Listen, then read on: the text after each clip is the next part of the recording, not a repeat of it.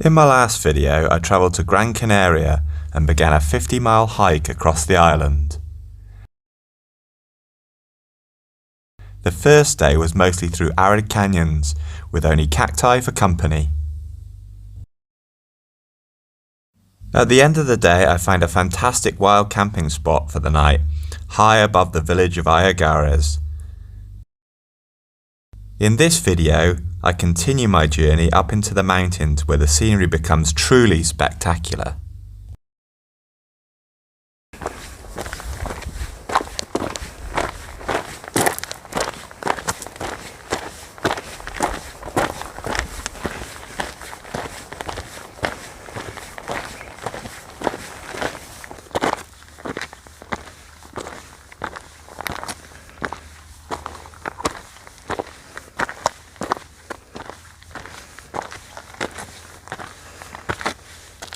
Good morning from day two. Didn't sleep very well last night. I think my air mattress has a slow puncture in it. Deflated quite a lot over the night. Kind of woke me up a few times because of it. So I'll have to look into that when I get back. But make the best I can do with it for now. I'll see what it's like tonight. Hopefully better, but I don't think so. I think it's got a slow puncture somewhere. Because I did refill it halfway through the night and it still was down about half inflated in the morning. Weather today looks great again. There's a few kind of clouds hanging on the mountains as I woke up this morning. They've kind of cleared away mostly now. It's going to be another hot one. There's a lot of climbing today, about 5,000 feet in total. I think I've got like 6 miles to the first, till I pass like a tank or tunte on the way. There's about 2,500 feet elevation gain in about 3.5–4 miles, and then I drop down into the town, and then coming out of the town I've got a stretch where I've got 1,000 feet of elevation gain in a mile, which is really steep, but it's only I think about 12 miles. If I stick to the route I might do a couple of detours, so we'll see how it goes.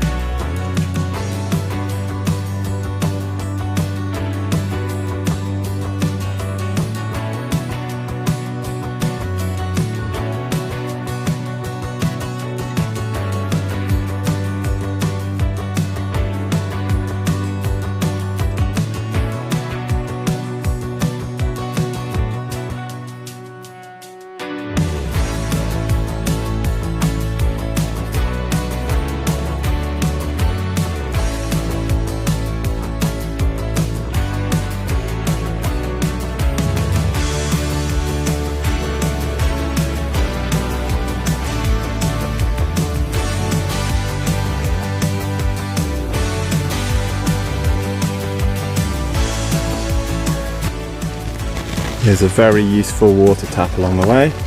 I'm assuming the kind of pool it drains from is dried up now because nothing coming from it. maybe if you come back in winter, maybe that flows.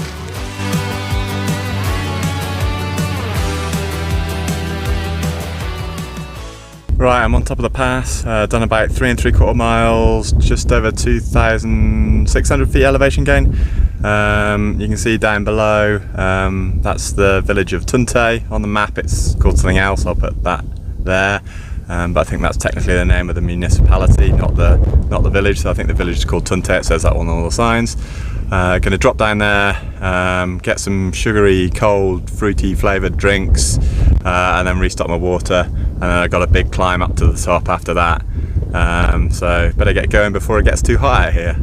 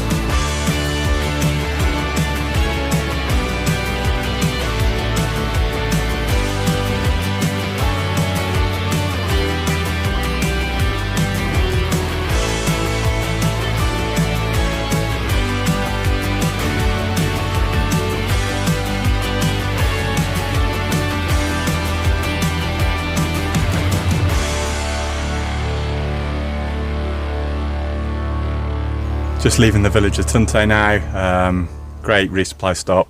Only a small little shop, not like a proper like spa or anything, small little kind of local shop, but managed to get 3 litres of water, Red Bull, 7-Up and a Fanta. So drunk the Red Bull and the 7-Up, refreshed myself, refilled all my water, drank a bit of water, and then I'm going to take the Fanta with me, so I can have it something other than water when I get to the top, because there's water tap at the campsite, but I probably want something kind of a bit sweet and sugary. I'm going to take that with me, so I'm carrying more liquids than I need to. I've got a full 2.5 litres of water with me, and then the Fanta on top of that. Yeah, and just sat at a nice little viewpoint. The village is lovely, kind of lots of white little houses on a hill, and it's kind of set in a volcanic caldera with the highest peak in Gran Canaria overlooking it. Lovely little place, didn't feel too touristy. There were quite a few tourists around, mainly Spanish, but didn't feel touristy or overpopulated. They looked like some nice little restaurant, cafe, bar places to stop, but I didn't want to bother stopping there. Just thought I'd just resupply, have a little snack and a drink, and then carry on. I've got some steep climbing to do. I've probably got about 3,000 to 3,500 feet of elevation still to do to get up to the top. I think I'm going to go to the campsite, set up my camp, and then I'm going to do a little kind of 2.5 mile out and back to the tallest peak after I dumped off all my stuff, rather than detouring on the way. Also going to take a little detour. There's a kind of an arch, a rock arch on the way, so I'll go and check that out as well. It's now the hottest part of the day. The good news is there's more trees around this part of the trail than there was earlier, so should be enough shade to stop when I need it.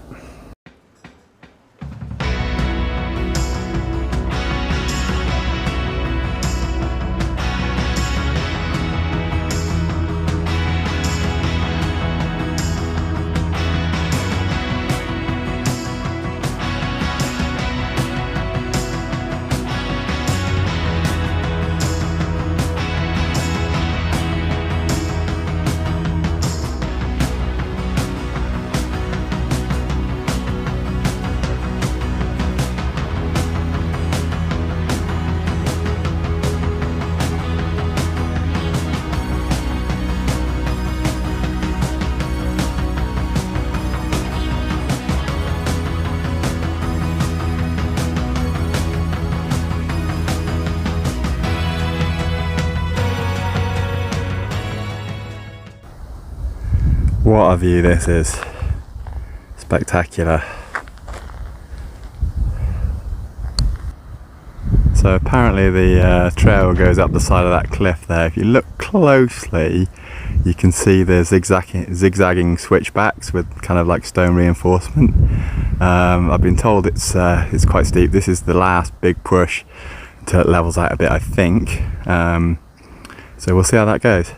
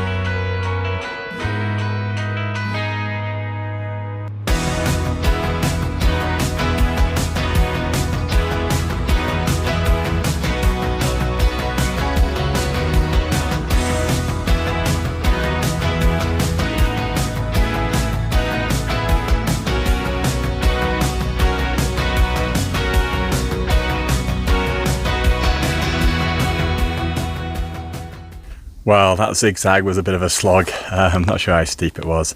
I definitely did over 1,000 feet in a mile, probably about, I don't know, 700 feet in half a mile, something like that. I'll check later. Really nice trail. I mean, really well built. Just a bit of a slog, very little shade. There were a couple of bits where the rocks jutted out and you can get a bit of shade, but stopped a few times on the way up and chugged a ton of water. So glad I brought more water with me than I actually needed. Now I'm on top of the plateau going into the trees, so there'll be plenty of shade. I think it's just undulating terrain for the last 2 3/4 miles to camp.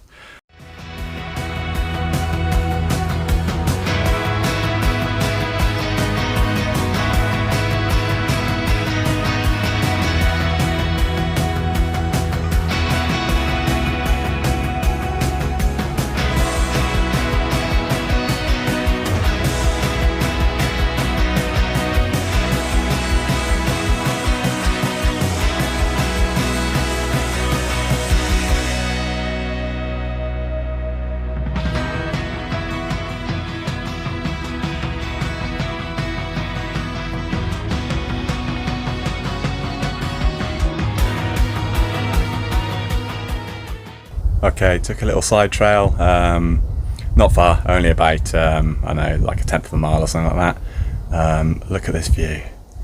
There's it's window arch, I think it's called. I don't know what the Spanish name for it is, but it's a big rock arch and it just frames Mount Tidi, which is a massive volcano on Tenerife, the neighbouring island. I think it's like 12,000 feet, something like that. And then all the mountains between here and the coast of Gran Canaria. Unbelievable view. Probably one of the best views I've ever seen in my life, to be honest, the way it's just framed by the rock and everything. Yeah, glad I took a little detour, to be honest.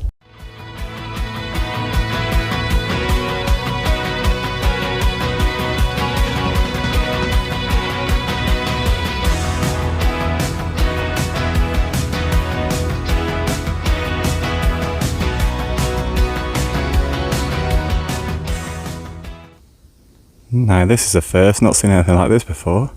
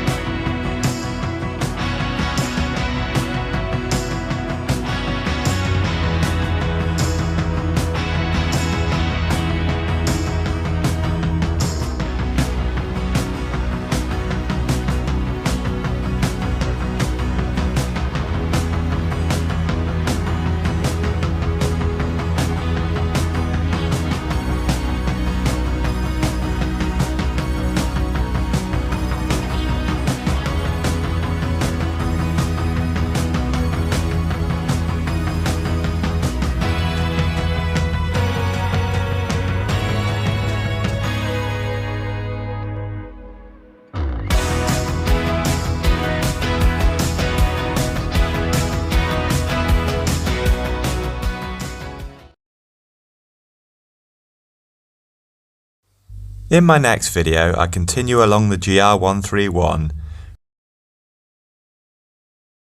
with 20 miles of breathtaking views, picturesque villages, and 8,000 feet of descent. But will I see any giant lizards?